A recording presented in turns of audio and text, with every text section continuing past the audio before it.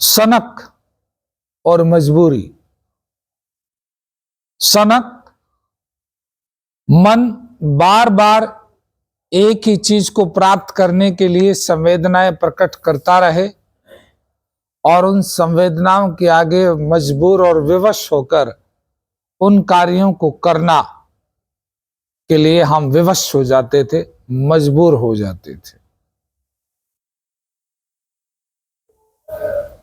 जिन व्यक्तियों से मिलने के लिए मना किया जाता था परिवार के द्वारा, उन्हीं व्यक्तियों से मिलने के लिए मन अंदर से बार बार संवेदनाएं पैदा करता था। मिलने की इच्छा, खिंचाव बार बार पैदा करता था और उस खिंचाव को रोक पाना हम लोगों के लिए एक मजबूरी हो जाती थी। न चाहते हुए भी, परिवार के मना करने के बाद भी उन्हीं लोगों में, उसी दिशा में, उसी मोहल्ले में उन्हीं गलत चीजों के पास पहुंच जाते थे। ऐसा नहीं कि आप कोशिश नहीं करते थे, कोशिश करते थे। कोशिशों के बावजूद भी आप पहुंच जाते थे। इस घटना में समझने वाली बात है, स्वयं की अवस्था को समझें कि आपकी अवस्था क्या होती थी। आप किसके आगे विवश होते थे? अपने ही मन के आगे विवश होते थे। आपके मन की इच्छाओं के आगे ही विवश होते थे। सनक, बार बार, सनक किसको बोलते हैं? जिसे मन बार बार बोले करने के लिए और बार बार करते भी चले जाएं, वो सनक होती है। जैसे किसी काम को पूछने के लिए एक आदमी आपके पास एक बार आए, आप मना कर दो, दो बार आए मना कर दे, तीन बार आए मना कर दो, चार बार आए मना कर दो, पांचवी बार आए आप कहोगे सनक हो रही है क्या? यानी बार बार किसी कार्य को करने के लिए जब आपका मन बार बार संवेदनाएं पैदा करता है तो उसे सनक बोलते हैं। और उस सनक के नीचे क्या है? वास्तविक रूप क्या है? इच्छा। इच्छा को बार बार पैदा कर रहा है और उसके आगे आप विवश हो जाते हैं। आप कौन विवश होते हैं? आपकी बुद्धि, आपकी विजडम विवश हो जाती है और वो मन के साथ चलने के लिए मजबूर हो जाती है।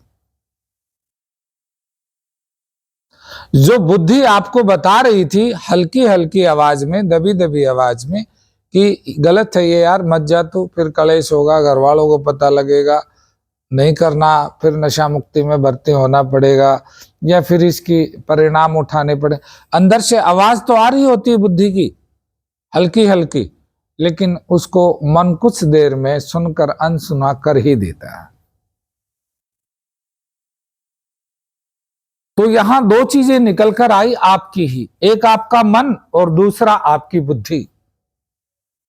मन आपका शक्तिशाली है और बुद्धि कमजोर है। तो इसका समाधान क्या है? सनक का। क्योंकि मन तो अंदर बैठा है, वो सनक तो फिर पैदा कर सकता है, किसी भी चीज के लिए पैदा कर सकता है। मन को निकाल कर फेंकने वाला प्रोडक्ट तो है नहीं कि उसे बाहर फेंक दिया जाए। अब यहां आपकी समस्या का समाधान है कि बुद्धि को शक्तिशाली बनाएं और मन को कमजोर बनाएं।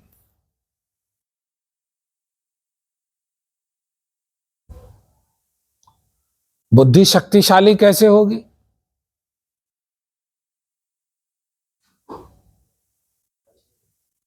किसी न किसी और कार्य में अपना दिमाग को व्यस्त रखने के लिए। बुद्धि आपकी शक्तिशाली होगी जब आप प्रोग्राम की डायरेक्शन फॉलो करेंगे। बुद्धि शक्तिशाली तब होगी जब आप अपने बड़ों की डायरेक्शंस को फॉलो करेंगे। आपका मन कुछ और कह रहा होगा और आपकी बुद्धि आपको कुछ और बता रही होगी।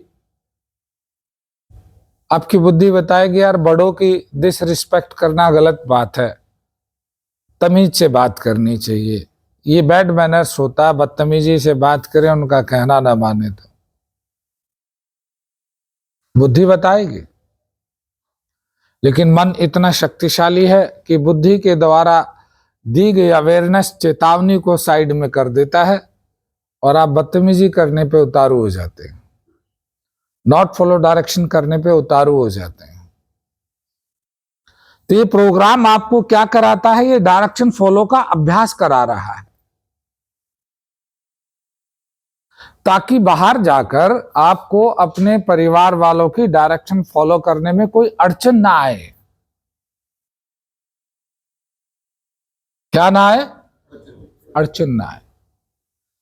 मन, इंसान के शरीर में जो मन है वो प्राकृतिक रूप से उसका जो डिजाइन तैयार किया है वो इस तरह का है कि वो जिस तरह के इन्वायरमेंट में जाता है, जिस तरह के लोगों से मिलता है, जिस तरह की चीजें देखता है, जिस तरह के पेड़ पौधे देखता है, वो उससे जुड़ी हुई संवेदनाएं प्रकट करना शुरू कर देता है अंदर से।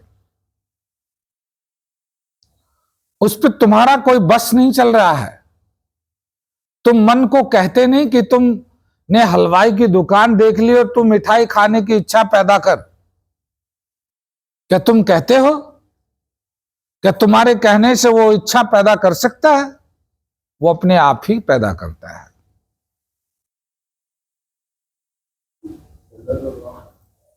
आपको अपने इस सिस्टम को समझना पड़ेगा, जो आपका अंदरूनी सिस्टम है। ये बाहर से शीशे में आप अपना चेहरा देख लेते हो, इस चेहरे की जो नसें हैं वो अंदर के सिस्टम से जुड़ी हुई है। वो सारी ऊर्जा बाहर से, आंख भी अगर देख पा रही है, समझ पा रही है, तो यहां जो प्रकाश और रंगों के द्वारा जो पिक्चर बनती है उसका मूल्यांकन जाके आपकी बुद्धि में होता है। कान जो आवाज सुनती है वो साउंड की धमनियां आपके ब्रेन तक पहुंचती है और ब्रेन बताता है कि क्या सुना है। नाकों के द्वारा जो हम सूंघते हैं, खुशबुओं की पहचान, नाक ने किसी चीज को सूंघा और उसको ब्रेन तक भेजा और ब्रेन बताएगा किस चीज की खुशबू है। अगर ब्रेन के पास प्रैक्टिकल डाटा है तो वो बता देगा कि इस चीज की है। कहीं हींग का तड़का लगा दे, यार हींग का तड़का लग रहा है। कोई अजनबी स्मेल होगी तो वो ये भी बता देगा कि यार कुछ अनजान सी है, कुछ जानी पहचानी नहीं है, कुछ अजीब सी दुर्गंध है, जिसके बारे में आपके ब्रेन के पास जानकारी नहीं है। उसके लिए ब्रेन थॉट देता है कि कुछ अजीब सी है। स्वाद, जीभ पर जो भी चीजें हम खाते हैं उसकी सारी संवेदनाएं ब्रेन तक पहुंचती हैं और ब्रेन बताता है कि आप क्या खा रहे हैं।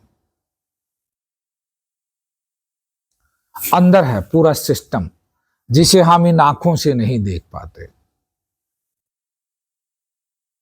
वो ऊर्जा अंदर से ही आती है। जब आप मान लो ध्यान में बैठ गए और किसी चीज के गिरने की तेज आवाज हुई, आपके कान के द्वारा ब्रेन तक पहुंची और ब्रेन जिज्ञासा, तीव्र जिज्ञासा पैदा करेगा कि क्या हुआ, देखने के लिए वो आंखें खोल देगा। तो आपके अंदर आपका मन संवेदनाएं पैदा करता है। परिस्थितियों, वस्तुओं, व्यक्तियों, माहौल के अनुसार तो करता ही है, ये इनके विपरीत भी कर सकता है। मान लो आप नशे के माहौल में नहीं हैं तो भी ये नशे की जिज्ञासा पैदा कर सकता है। तो भी ये नशे के स्वाद को पैदा कर सकता है। जो आपने अतीत में लिया हुआ है उन स्मृतियों में से विचार और एहसास को फिर पैदा कर सकता है। वो डाटा है और हमेशा रहेगा।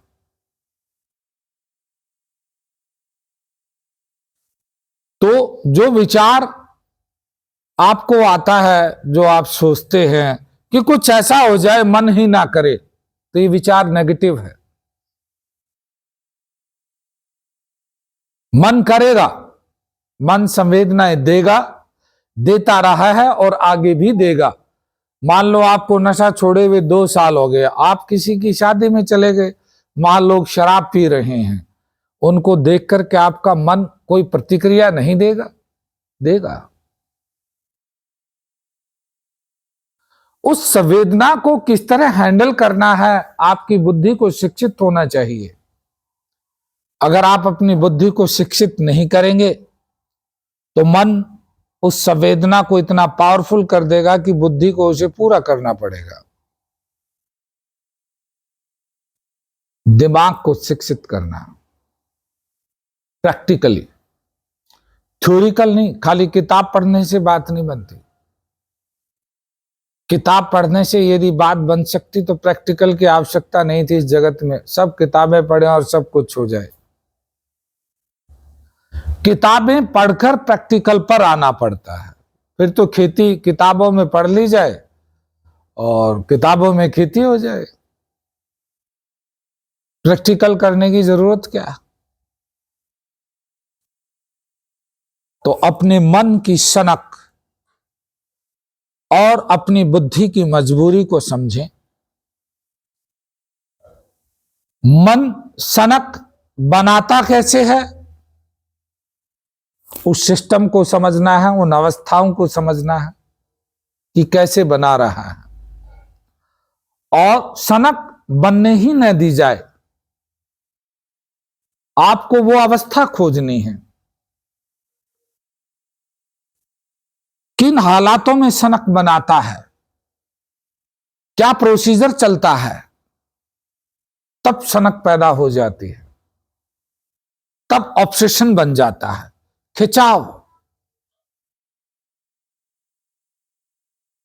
तो स्वयं को समझना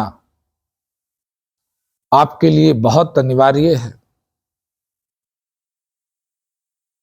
अगर आप स्वयं को समझ नहीं पाए तो नशा आपकी जिंदगी की एक समस्या है, और ये एक ऐसी समस्या है जो हजारों समस्याओं को पावरफुल खाद डाल के आपकी जिंदगी में और समस्याएं खड़ी कर देता है।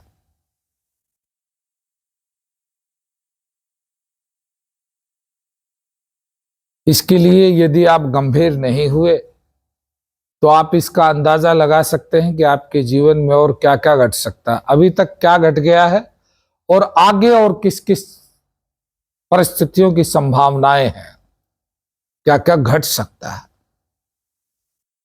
क्या क्या बर्बादी हो सकती है। इसने इशारा किया तो है कि हम अपने धन, अपनी ऊर्जा और अपने समय का सद उपयोग नहीं कर पाए। जो पैसा मिला, ज्यादातर पैसा गलत चीजों में लगा दिया। जो समय सुबह उठने के बाद और सोने तक का जो समय होता है, वो समय अच्छी चीजों में सीखने की बजाय, अच्छे लोगों के पास बैठने की बजाय, अच्छे काम करने की बजाय वो सब नेगेटिव में लगा दिया। नेगेटिव लोगों के पास बैठे, नेगेटिव कार्य किए, नेगेटिव शिक्षाएं प्राप्त की। सोर्सेज अलग अलग तरीके के, किसी ने मोबाइल से नेगेटिव शिक्षा ली, किसी ने टीवी से ले ली, किसी ने किताबों से ले ली, किसी ने गलत आदमियों में बैठकर ले ली, किसी ने गलत कार्य करके ले ली। अपने समय का सदुपयोग नहीं किया।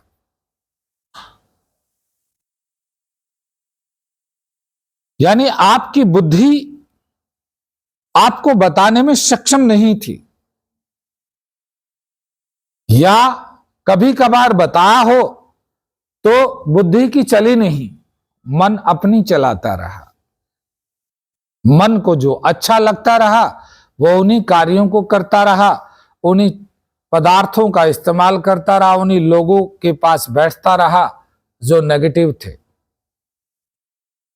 यानी आपका नियंत्रण नहीं था स्वयं पर। और जिस मनुष्य का स्वयं पर नियंत्रण नहीं होता, जो गलत और सही में फर्क नहीं कर पाता, उसके परिणाम यही आते हैं जो आज आपके हैं।